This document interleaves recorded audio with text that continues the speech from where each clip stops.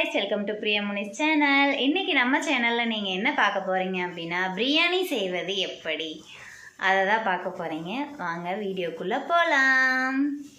பிரியாணிக்கு தேவையான பொருள் எல்லாம் பார்த்தறலாங்க. பெரிய வெங்காயம் 2 வெங்காயம் கட் பண்ணி வச்சிருக்கேன். பச்சை மிளகாய், கருவேப்பிலை, அது போக புதினாவும் மல்லித்தழை, தக்காளி, அப்புறம் தாளிப்புக்கு இதை எடுத்திருக்கேன். பட்டை, அப்புறம் கிராம்பு, சோம்பு, அந்த பிரிஞ்சா இலை. இது என்ன அப்படின்னு பார்த்தீங்கன்னா கிராம்பு, வெங்காயம், அது போக பட்டை. இது நம்ம மிக்ஸி ஜாரில் தனியாக அரைச்சி வச்சுக்கணும். இஞ்சி பூண்டு பேஸ்ட்டு ஆல்ரெடி நான் அரைச்சி வச்சுருக்கேன். நைட் யூஸ் பண்ணேன், அதனால் எடுத்து வச்சுருக்கேன். பாஸ்மதி ரைஸ் தாங்க நான் யூஸ் பண்ணுவேன். எனக்கு நார்மல் ரைஸில் எனக்கு பண்ண தெரியாது. இதில் தான் பழகினேன், சட்டியில் தான் செய்வேன். வாங்க வீடியோக்குள்ளே போயிடலாம். ஓகேவா? கிலோ சிக்கன் எடுத்துருக்கேங்க. இது 2.5 கப் அளவுக்கு, சின்ன கப்பில் 2.5 கப் அளவுக்கு அரிசி எடுத்திருக்கேன். 1/2 கிலோ சிக்கன் போதுமான அளவு. நாங்கள் 1/2 கிலோ சிக்கன் தான் யூஸ் பண்ணுவோம். நீங்கள் எவ்வளோ அரிசி போடுறீங்களோ அதுக்கு தகுந்த மாதிரி நீங்கள் சிக்கன் வாங்கிக்கிங்க. சிக்கன் பார்த்திங்கன்னா நான் அப்படியே சேர்க்க மாட்டேன். நான் எப்படி சேர்ப்பேன் அப்படின்னு சொல்லி காமிக்கிறேன். வாங்க நீங்களும் ஒரு நாள் ட்ரை பண்ணி பாருங்கள். வடச்சட்டி வச்சுட்டு எண்ணெய் ஊற்றிக்கிங்க. தேவையான அளவு எண்ணெய் ஊற்றிக்கிங்க. கொஞ்சமாக சிக்கனுக்கு தகுந்த மாதிரி எண்ணெய் ஊற்றிட்டு எண்ணெய் கொஞ்சம் ஹீட் ஆகட்டும்.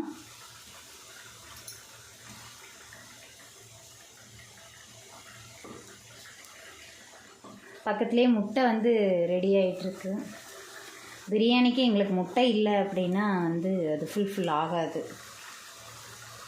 கொஞ்சம் ஹீட் ஆயிடுச்சு. எண்ணெய் ஹீட் ஆனோடனே சிக்கன் போட்டுருங்க.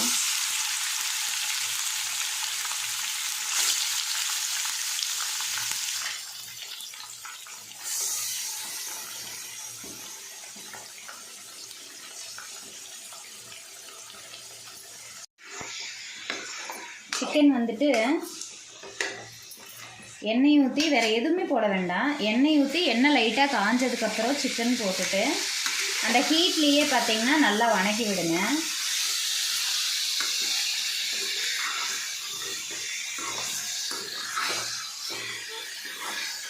ஒன்றுமே போட வேண்டாம். ஒரு 2 நிமிஷம் அதுலேருந்து அந்த தண்ணி விட்டு வர வரைக்கும் சிக்கனை நல்லா வணக்கி விட்டுருங்க. லைட்டாக உங்களுக்கு இந்த தண்ணி பிரிஞ்சு வந்துருக்கு தெரியுங்களா? எண்ணெய்க்கு மேலே தண்ணி இப்படி வந்துடணும். அந்த தண்ணி வந்துடணும்.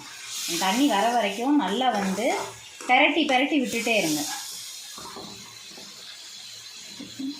பெரட்டி விட்டுட்டே இருங்க. அந்த தண்ணி நல்லா இதாகிற வரைக்கும் பெரட்டி விட்டதுக்கப்புறமா இதில் என்ன போட போகிறோம் அப்படின்னா உப்பு தான். லைட்டாக உப்பு. ஏன்னா உங்களுக்கு கறியில் உப்பு பிடிக்கணும் இல்லையா, அதுக்காக இவ்வளோ உப்பு சேர்க்குறேன். கல்லுப்பு தான் நாங்கள் யூஸ் பண்ணுவோம். உப்பு சேர்த்ததுக்கப்புறமா கொஞ்சமாக மஞ்சத்தூள் போட்டுக்கலாம்.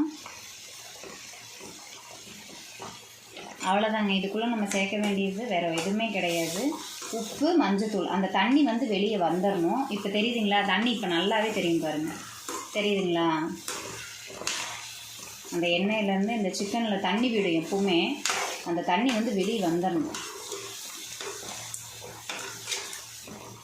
லைட்டாக கொஞ்சமாக மஞ்சத்தூளும் உப்பு மட்டும் போட்டால் போதும். வேறு எதுவுமே போட வேண்டாம்.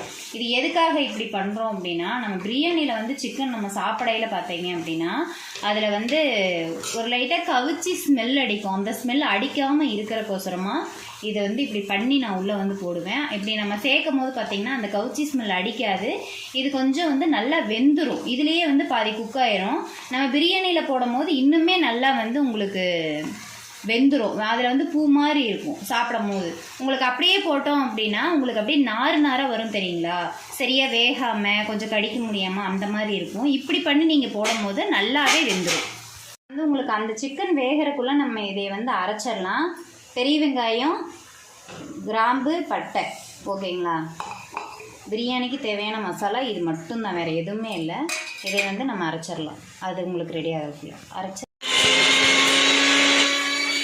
இது அரைச்சாச்சுங்க. அரைச்சி எடுத்தாச்சு. அவ்வளோ. இது ஒரு பேஸ்ட்டாக உங்களுக்கு இதாகிக்கும். வேறு எதுவுமே யூஸ் பண்ண போகிறதில்ல. இதை மட்டும்தான் நம்ம போடுவோம். சரிங்களா? இப்போ பார்த்தீங்கன்னா இந்த தண்ணியெல்லாம் வற்றிடுச்சு. தண்ணியெல்லாம் வற்றி இந்த எண்ணெய் பிரிஞ்சு நிற்கிது பார்த்தீங்களா? எண்ணெய் தெரியும். இது எண்ணெய். இது தண்ணி கிடையாது, அது எண்ணெய்.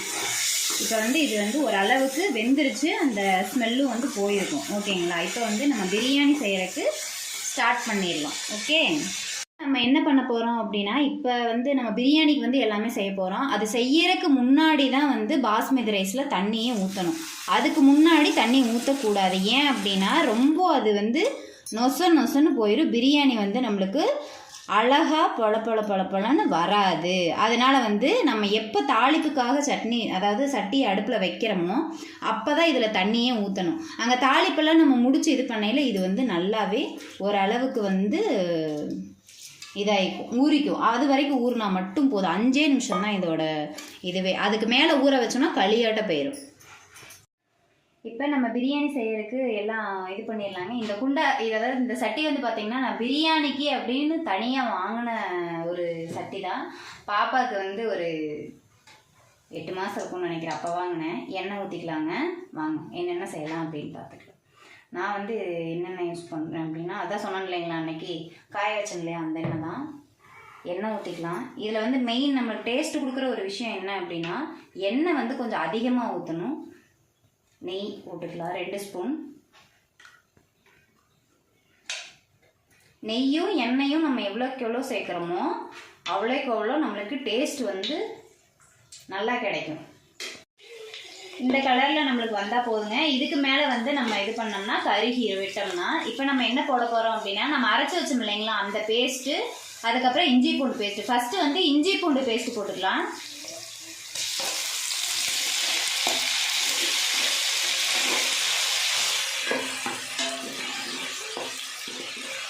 நல்லா அது வணக்கி விட்டுக்குங்க. அந்த ஸ்மெல் லைட்டாக நம்மளுக்கு போகட்டும். நல்லா வணங்கணும்.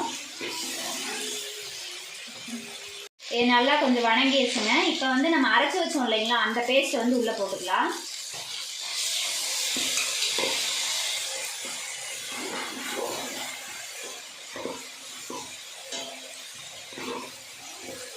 இது வந்து உங்களுக்கு நல்லா ஒரு அந்த எண்ணெய் வந்து கொஞ்சம் பிரிஞ்சு வரணும். அது வரைக்கும் வந்து இது நல்லா வேகட்டும். இந்தளவு ஆயிடுச்சுங்க. நல்லா இந்த எண்ணெய் கூட வந்து அது நல்லா இதாகிக்கணும். ஆயிடுச்சு. இப்போ இதோட தக்காளி சேர்த்துக்கலாம். கையோட பார்த்தீங்கன்னா கொத்தமல்லியும் புதினாவும் 2யுமே சேர்த்துக்கலாம். போட்டுட்டு இதை நல்லா நம்ம வணக்கிட்டுலாங்க. வேகட்டும். தக்காளி வந்து நல்லா வேகணும். வேகிற வரைக்கும் அப்படியே விட்டுறலாம், வேகட்டும். இப்போ வந்து இது நல்லா வந்து இந்த தக்காளி எல்லாம் வெந்துருச்சு பார்த்தீங்களா, இந்த அளவுக்கு ஆகணும். வெந்ததுக்கு அப்புறமா நம்ம வந்து இப்போ என்ன போட போகிறோம் அப்படின்னா, மஞ்சத்தூள், மல்லித்தூள், மிளகாத்தூள், உப்பு வந்து நம்ம சிக்கனில் சேர்த்துருக்கறனால கொஞ்சம் அளவாகவே சேர்த்துக்கலாம். ஓகேங்களா? இது 3 மட்டும்தான் போட போகிறேன், வேறு எதுவுமே போடலை.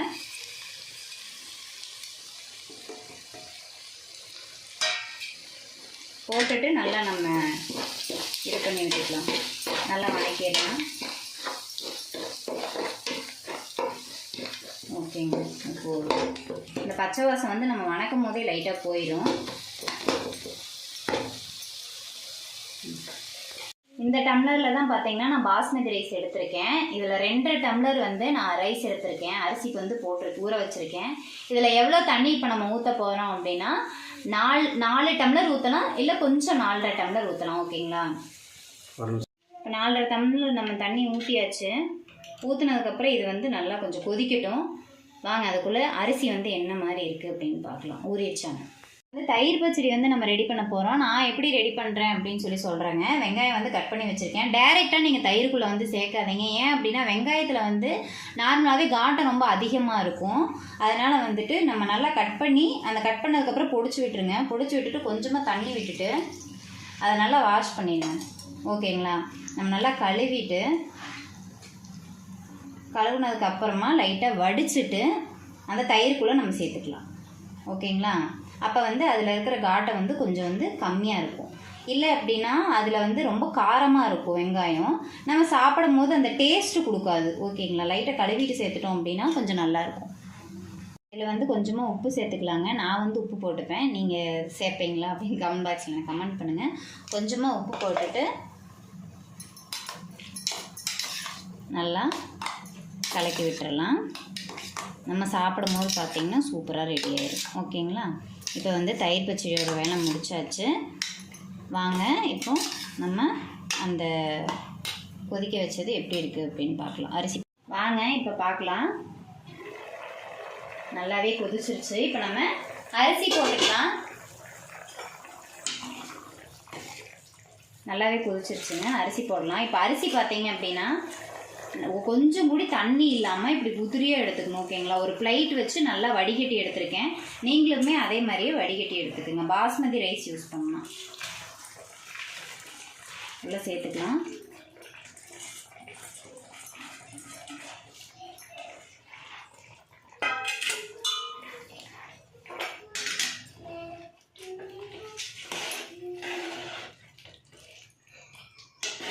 அவ்வளோதாங்க. உள்ளே நம்ம அரிசி சேர்த்தாச்சு. ஹையில் வச்சுட்டு கொஞ்சம் நேரம் மூடி வைப்போம். மூடி வச்சதுக்கப்புறமா ஒரு 5 நிமிஷம் கூட வேண்டாம், ஒரு 3 நிமிஷம் கழிச்சு ஓப்பன் பண்ணி பார்க்கலாம். கரெக்டாக ஒரு 5 நிமிஷம் ஆகுதுங்க. 5 நிமிஷத்துக்கு அப்புறம் ஓப்பன் பண்ணி பார்க்கலாம். ஓரளவுக்கு அரிசி வெந்துருச்சு. தெரியுதுங்களா? ஓரளவுக்கு அரிசி வெந்துருச்சு. நீங்கள் இடையில வந்து பார்க்குறதுனாலும் பார்க்கலாம். ஆனால் ரொம்ப கரண்டியை இப்படி பண்ணிகிட்டே இருக்கக்கூடாது. பண்ணிகிட்டே இருந்தீங்கன்னா அரிசி உடஞ்சிரும் உங்களுக்கு. பாஸ்மதி ரைஸ் இன்னும் கொஞ்சம் தண்ணி விட்டதுக்கப்புறம், தண்ணி சுண்டினதுக்கப்புறம் நம்ம தம் போட்டுடலாம். ஓகேங்களா?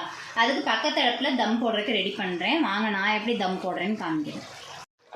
அடுப்பு பற்ற வச்சுட்டு தோசைக்கல் வச்சு, தோசைக்கல் கொஞ்சம் ஹையில் வச்சுக்கலாம். வச்சுட்டு ஹீட் ஆகட்டும். லைட்டாக ஹீட் ஆகிற வரைக்கும் ஹையில் இருக்கட்டும். இப்போ தம் போடுறதுக்கு ரெடி ஆயிடுச்சுங்க. இந்த அளவு இருந்தால் போதும் நம்மளுக்கு. தண்ணி லைட்டாக இருக்குது தெரியுங்களா? இந்த அளவோட தான் நம்ம இப்போ தம் போட போகிறோம். ஓகேங்களா? அவ்வளோதான். தோசைகள் இப்போ நம்மளுக்கு ஹீட் ஆயிடுச்சு. நம்ம சன்னம் பண்ணி வச்சிடலாம். அடுப்பை நல்லா சிம் பண்ணி விட்டுட்டு பிரியாணி எடுத்து இது மேலே வச்சுருங்க. சன்னம் பண்ணி விட்டதுக்கப்புறமா தான் மேலே வைக்கணும். ஹையில் வச்சிடாதீங்க. அது மேலே நல்லா மூடு. நல்லா கேப் இல்லாத மாதிரி ஒரு பிளேட் எடுத்து மூடிட்டு ஒரு சட்டியில் தண்ணி, சரிங்களா? ஈய சட்டி, நீங்கள் எந்த ஒரு குண்டாவில் ஒரு தண்ணி எடுத்துக்குங்க. தண்ணி எடுத்துகிட்டு அது மேலே வச்சுக்கோங்க. ஓகேங்களா? நான் தம் இப்படி தான் போடுவேன். நீங்கள் எப்படி போடுவீங்கன்னு எனக்கு கமெண்ட் பாக்ஸில் கமெண்ட் பண்ணுங்கள். ஒவ்வொருத்தவங்க வாழை இலை வச்சு போடுவாங்க. இப்போ வாழை இலை கிடைச்சிருந்தா நானும் வாழை இலை போட்டிருப்பேன். அவ்வளோதாங்க. இது ஒரு 4 நிமிஷம் இல்லாட்டினா 5 நிமிஷம் தான். அதுக்கு மீறி விடக்கூடாது. பார்க்கலாம். ஒரு 4 நிமிஷம் ஆகட்டும். 5 நிமிஷம் ஆயிடுச்சுங்க. நம்ம ஓப்பன் பண்ணி பார்க்கலாம். ஓகேங்களா? தண்ணி உங்களுக்கு ஹீட்டாக இருக்காது. நம்ம மேலே தம் தானே போட்டோம், அதனால் ஹீட்டாக இருக்காது. ப்ளைட் கண்டிப்பாக ஹீட்டாக இருக்கும். அப்படியே தொட்டுறாதீங்க.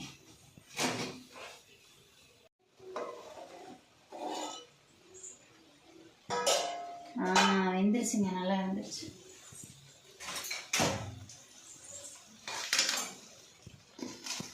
சூப்பராக வெந்துருச்சு. அவ்வளோதாங்க.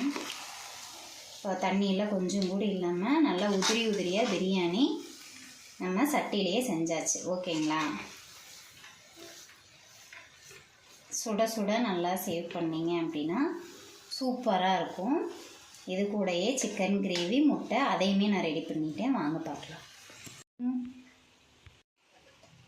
சிக்கன் கிரேவி இது உங்களுக்கு தனியாக நான் வீடியோ போடுறேன். ஓகேங்களா? ஒரு டைம் சிக்கன் கிரேவி எப்படி செய்கிறது அப்படின்னு சொல்லிட்டு. முட்டை இல்லைன்னா எங்களுக்கு எப்போவுமே ஃபுல் ஆகாதுங்க. நான் இப்படி தாங்க செய்வேன். நீங்கள் எப்படி செய்வீங்கன்னு சொல்லி கண்டிப்பாக கமெண்ட் பாக்ஸில் கமெண்ட் பண்ணுங்கள்.